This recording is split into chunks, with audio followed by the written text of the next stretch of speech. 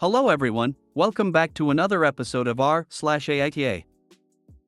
In today's episode, AITA for asking my daughter to stop complaining about her life. She chose it. AITA for not forcing my son to rename his hamster. AITA for not moving out of the property my parents gave me so that my golden child sister, her husband and kid could move in. Before we get started, make sure to subscribe so you will never miss a video. So let's get started. AITA for asking my daughter to stop complaining about her life. She chose it. My daughter, Dina 38, left her husband, Dan 40, for a younger and more exciting man from her work. They broke up when she got hit with a condo levy she asked him to help pay for since he was living with her.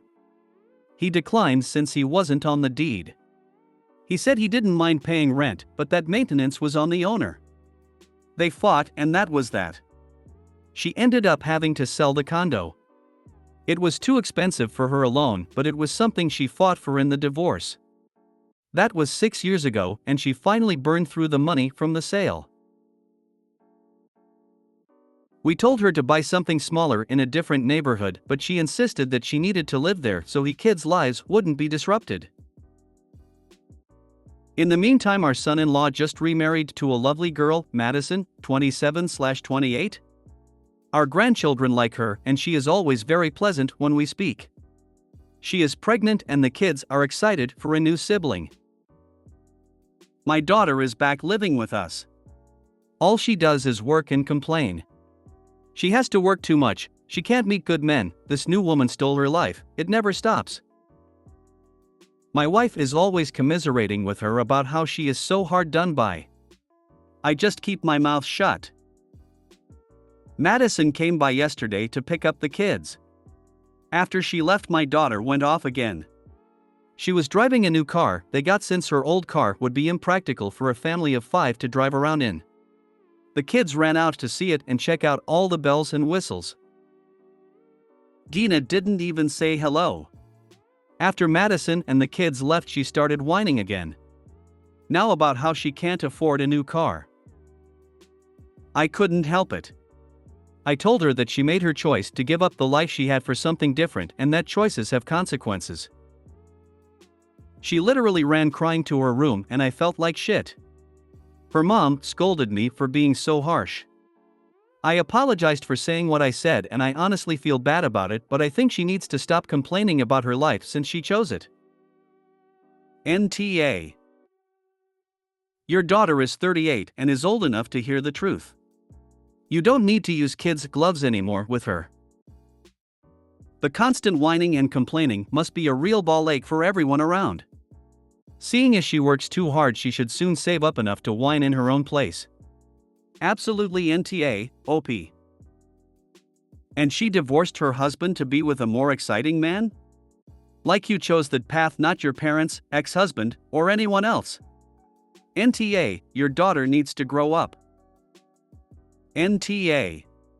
She is 38, not 5. She needs to grow up and realize that actions have consequences. She left her husband for something new and shiny, and it turned to crap on her. The new woman didn't steal anything, and she sounds sweet. She gets along well with my grandkids, and for me that is the most important thing. Dan is still a part of our lives and probably always will be. He is our son's best friend and has been since middle school. And he is the father of our grandchildren. I'm glad that he's happy. I just wish she had valued him when she had him. NTA. I'm sure Madison is very grateful for the choices Dina has made. NTA. She wasn't complaining when she broke up her marriage and kept the marital home. NTA. My daughter, Dina 38, left her husband, Dan 40, for a younger and more exciting man from her work. She finally burned through the money from the sale. We told her to buy something smaller in a different neighborhood, but she insisted that she needed to live there. Who made these decisions? AITA. She made adult choices and she has adult consequences. I'm curious though. She's working so much and living with you, where is all the money going? Why can't she buy a car? NTA, she needed to hear that. A new woman stole her life? Didn't Gina get tired of her husband? AITA for not forcing my son to rename his hamster? So to start this off, my son is 11 and has been begging for a family pet for a while. I finally gave in when I felt we were ready to take one on, and also when I felt he was ready for the responsibility that comes with one. I expected a dog or cat, but he really wanted a hamster. So we spent a little over a week prepping, helping him study hamster care, and dedicated a sizable spot in our living room for necessities and home. We finally get around to picking one out at the pet shop. He's set on the name Sonic, but the lady ringing us up mentioned the one he picked out was a girl and that she could get him a boy if he wanted, and he just lit up and said that's Amy, and that was that. We took Amy home. This was in March. My sister-in-law found out she was pregnant somewhere around that time, and last month they found out they were having a girl. Basically what happened was, they were picking out names, and one of the names they narrowed it down to had Amy as the middle name. I made a joke of something like, "Hey, we already have an Amy at our house." Trying to be funny, but Sayel didn't think it was. I didn't think much about it at the time, but a couple of days ago she asked to come by to talk. She started off by saying the joke I made was in bad taste. I apologized for it, and then she suggested I change the name. I told her I didn't think that would go over well with my son, and then she outright demanded it be changed whether he likes it or not, because she wasn't going to have a child share the name with a hamster. I agreed to talk it over with my son to see what he thought, and of course he didn't want to. He even thought it was cool that his cousin would share her name with his hamster. I tried convincing him to rename her Sonic even, or some other Sonic character, but he didn't want that. I explained how Sayel feels about this, and he felt a bit hurt because he thought he upset Sayel, but he really didn't want to change the name and didn't understand why they couldn't just share it. I told Sayel that my son was set on Amy, and she blew up. I'll admit I got a bit defensive and reacted poorly, but I essentially told her it wasn't a huge deal. It's not like anyone is going to make the connection, and by the time her child is old enough to know her name, Amy the hamster likely won't be around. She claimed it was embarrassing because she would always know the connection in her mind, to which I simply told her if it was such a strong reminder of a hamster, then maybe it wasn't a name she should use for her daughter. My brother has told me that I am being selfish for not forcing my son to pick another name. Sayel obviously thinks I'm TA, and my mom has said the whole thing is childish. So AITA? The lifespan of a hamster is 2 to 3 years. This problem will solve itself. Amy is also the middle name. It's not like that's the name the child will be called by regularly. Seems the name Sonic is available. Suggest she call the baby that. I would pay good money to see a cousin chime in, "Hey, I drive a Chevy Sonic. Her, trade it in. Now." NTA. It's hilarious she still wants to name her kid Amy after she already associates it with a hamster. That's going to live in her brain forever if she chooses that name. A few decades from now she'll say her kid's name and will automatically get a mental picture of a hamster. NTA. I almost went ESH for even indulging her and talking to your kid. You gave some legitimacy to her insane request. NTA. I'd consider changing the hamster's name to Amy the First just to annoy her even more. NTA. The only thing you might have done wrong here was telling your son how Sayel feels. He's a kid, she's being ridiculous, and he shouldn't have to shoulder any bad feelings related to her nonsense. AITA for not moving out of the property my parents gave me so that my golden child sister, her husband and kid could move in. My 34F sister, 31F, was the first among 4 siblings to have a kid, 5F. My niece is incredibly spoiled by my sister, our parents, and extended family, and my parents bend over backwards for my sister's requests, like canceling their anniversary trip because my sister asked to babysit while she goes on a girls' weekend. This spring, my boyfriend and rock in my life passed away. At the same time, I lost my job. I had a lot going on and moved back to my hometown. My parents own a rural property they used to rent out. The property had been empty for a while and fairly run down. My parents invited me to stay there, rent-free, told me it was my home for as long as I needed. I invested a lot of my time and money, found a remote gig, into getting the house fixed up. I also made friends with Ol, a Ukrainian refugee with a young daughter.